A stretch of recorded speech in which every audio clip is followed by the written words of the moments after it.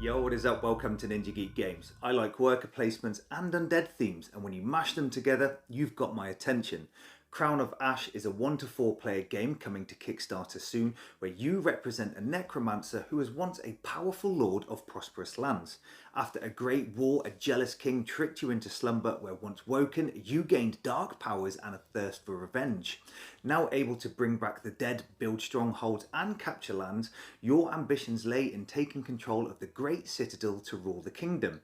In this game, you'll need to construct buildings, raise fighters and defend your territory in order to gain victory points and claim the Crown of Ash. In Crown of Ash, you send your minions to various regions on the game board to construct buildings or visit specific locations. Doing so provides you with resources of various types that you can then spend to raise fighters in the form of cards to your hand.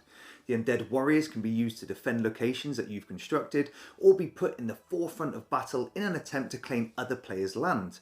These provide victory points at the end of the round, and so does the sought after Citadel that is first guarded by the deceitful king himself. Manage to take control of the Citadel and you'll gain hefty rewards, but also become a target for other players. The game boasts resource management, area control and set collection in order to gain the most number of victory points and claim the Crown of Ash. Let's take a look.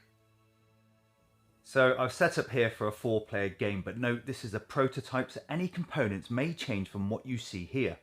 The first thing you'll notice is the vast array of vivid colours and images, where this board is actually double-sided. On the reverse you have a grayscale ashen version of the board. The second thing you'll notice, it's a bit of a table eater. Each player gets a necromancer board with a victory point track and areas to store their resources, discarded cards and minions. The main board appears busy, but it's split into 7 main regions. Each of these forms separate segments where we have the volcano, coast and village, desert, forest and mountains, and lastly we have the Citadel in the centre of the game board. Now, excluding the Citadel, the remaining regions have areas to place buildings, fighters and control tokens that indicate which faction owns this area. At the start of the game, each player receives a starting building tile and their faction fighter cards that are assigned to an area that they now control. There are 2 other worker locations at the top and bottom of the board used for constructing buildings and gaining additional gold. During the game, players will be assigning their minions to the various worker locations on the board and carrying out the action. If you visit a building location, you can then take the associated resources, and there are 4 types: ash, sulfur, bone and blood. Now, it doesn't matter which faction owns the region, you can still use their buildings, but if you gain resources from a building in a region controlled by another player, they get to make use of the building's tax and gain passive resources from the supply. At the end of your turn, you can spend these resources to raise fighters from a market-like area at the top of the board by paying the cost and claiming the card. The fighters come in 3 tiers, with the most costly and powerful in tier 3, and any claimed cards go into your faction's hand. Any gaps in the market are refilled from the fighter card pool. To construct a building from the market costs gold, and these tiles can be placed on any uncontrolled area on the board or on top of buildings in regions that you already control.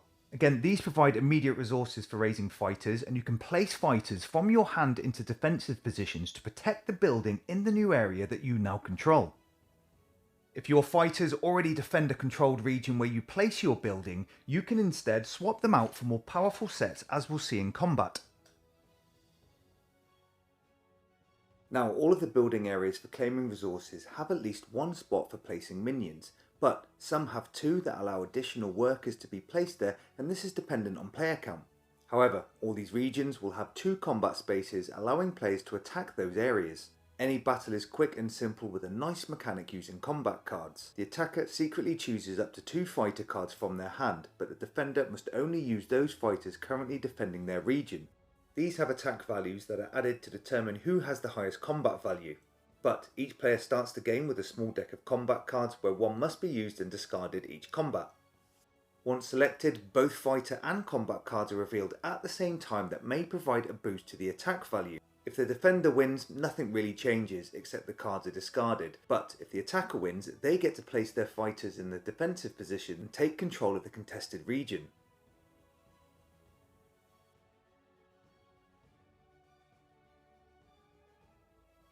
Combat at the Citadel is similar, except the attacker can rally up to 3 fighters for more of an epic battle. At the beginning of the game, the Citadel is uncontrolled by any faction, but owned by the king, and if defeated, a player can take this area.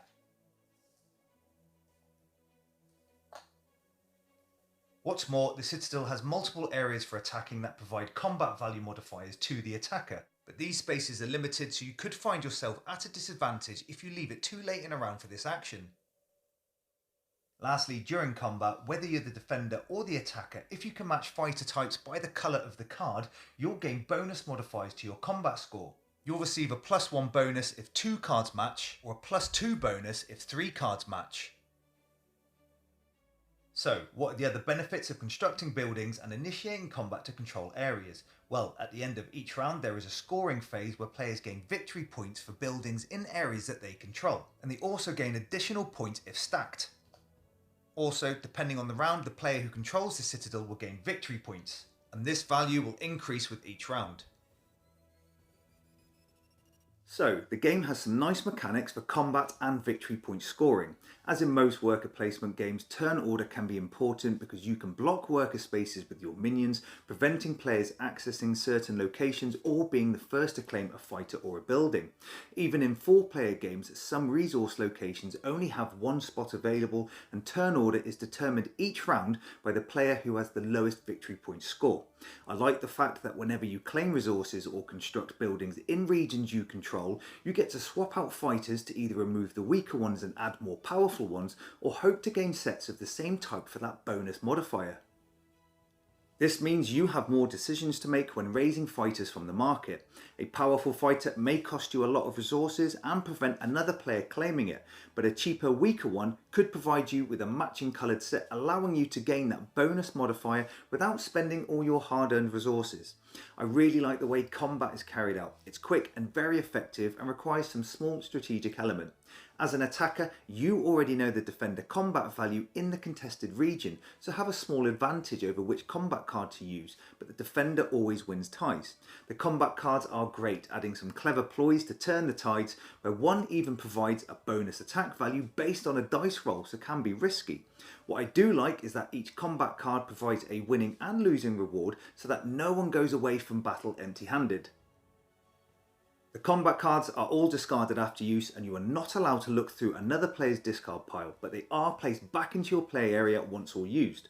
If desperate, or you have a cunning plan, the combat cards can be claimed earlier with a special refresh action on your player board using your minions. Regardless, the attacker needs to choose their fighter cards carefully, as these move into the defending area of that region if the battle is won. It may take a turn or two to be able to swap them out for more appropriate set, and other players may take advantage of this. This is more important for the Citadel, as you can never alter the defending fighter card combination once you've claimed this location. Again, you'll need to make sure your defending units are suitable to thwart future attacks, or you'll soon be usurped. You have a lot of decisions to make for quite a light worker placement. You need resources to pay for fighters, and fighters to attack and claim other players' territories. Buildings can be placed in uncontrolled regions or on top of your own buildings that provide additional victory points, but may not stay yours for long if you haven't defended them properly. Do you save up for powerful fighters or get some quick wins with matching sets, but risk the card being claimed by another player? Victory points are awarded based on the number of buildings you control, but also given to the player who controls the Citadel after each round. This makes the Citadel very sought after, even if not held for long, and in later rounds provides an increasing number of victory points. What's more, at the start of the game, each player is secretly dealt a fate card that provides additional victory points at the end of the game. These show 2 types of fighter colours, and you gain points if you are able to collect these specific fighter types during the game. As the game progresses, fighter cards and buildings in the market are continually refilled and replaced, so there is always a vast number of options available. You may not be able to collect a set of matching fighter types for combat, but you could claim one matching your fate card, and the more you have, the more points you earn. The game also includes an AI variant that can be used in 2 or 3 player games that acts as a buffer between players, claiming cards, buildings, blocking locations and initiating combat. Using the AI cards, the game also can be played solo at 3 levels of difficulty depending on how the Citadel is set up. The solo game has a simple AI system of rolling a d6 to determine which peripheral region is active. The AI will then draw a card to determine all the actions that it can take. These include blocking a resource space at a location, attacking the Citadel or a player-controlled area and constructing a building. They can also claim fighter cards, and for any battles you simply put forward its strongest combination of cards, whether from the standing attack values or from matching sets, and randomly assign a combat card.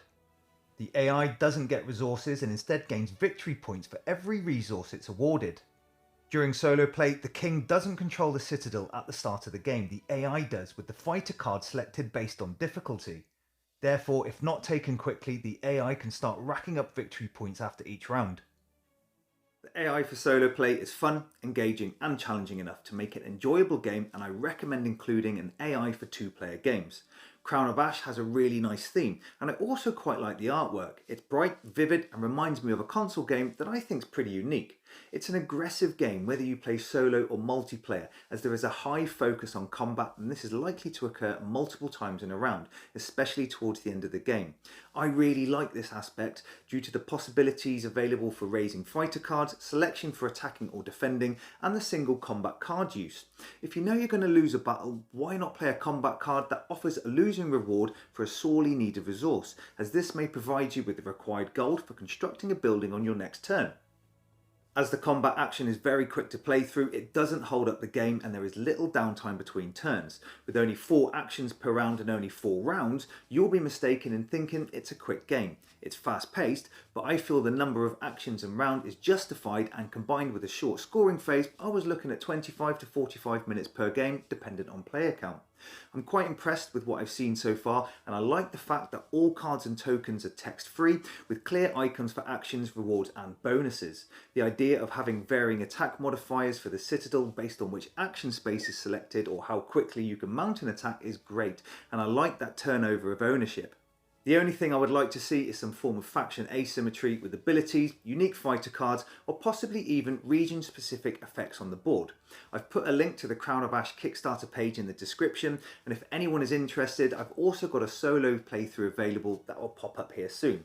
Thanks for watching. This is Ninja Geek Games. Cheers.